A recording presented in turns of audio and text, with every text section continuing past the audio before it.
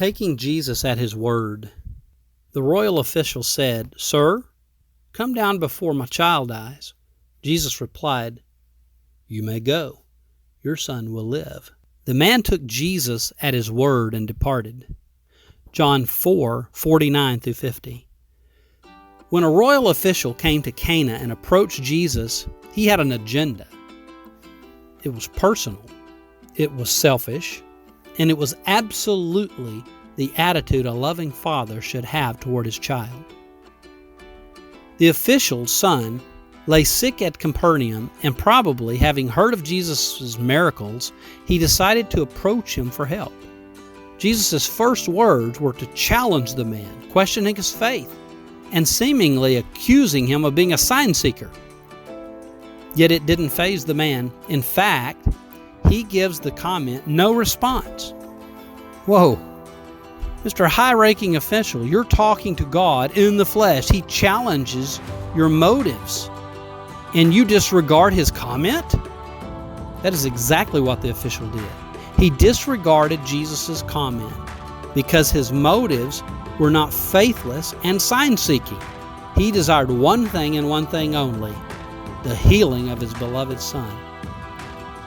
Theology, faith, signs, wonders, none of that was the main thing, because the impact of a suffering son and the deep emotion of a compassionate father trumped all those concerns. Isn't it amazing when suffering and issues of life and death enter our lives, how much of the other issues fade? The man went straight into Jesus. Ignoring his comment, he called on Jesus to come and heal his son before it was too late. Now look, Jesus does not rebuke and does not restate his challenge to the man. Here's what he says: "You may go. Your son will live." And the man's response is a phrase that deserves attention. The man took Jesus at his word and departed. What a phrase. And how simple it really is. The man was not waffling in his unbelief. He was not seeking signs to help with his doubt. He had absolute faith, and he proved it the moment Jesus said, "Your son will live." We don't know why Jesus said what he said before that. Perhaps it was for those around who were listening, or maybe he was testing the man. Who knows? But the official took Jesus at his word and departed. He didn't stay and beg. He didn't ask for more clarification or how he would know for sure. He said nothing else.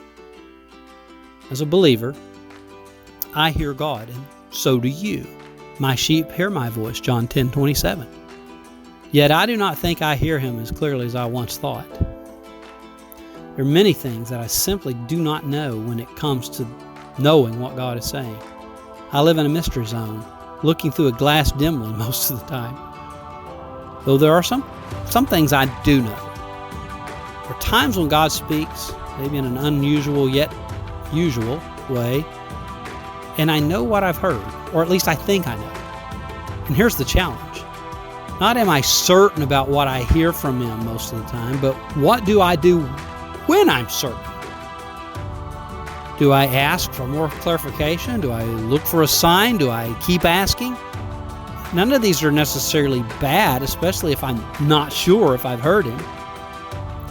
And they can be shown in Scripture to be appropriate in certain situations. But when I do hear, and I know that I hear, there's nothing left to say. I am simply to take Jesus at his word and carry on. There has never been a more trustworthy man than Jesus. His word is always good. It will never fail and always comes with power. See the alternate translation of Luke 1:38. His job is to speak. Our job is to take him at his word and then carry on.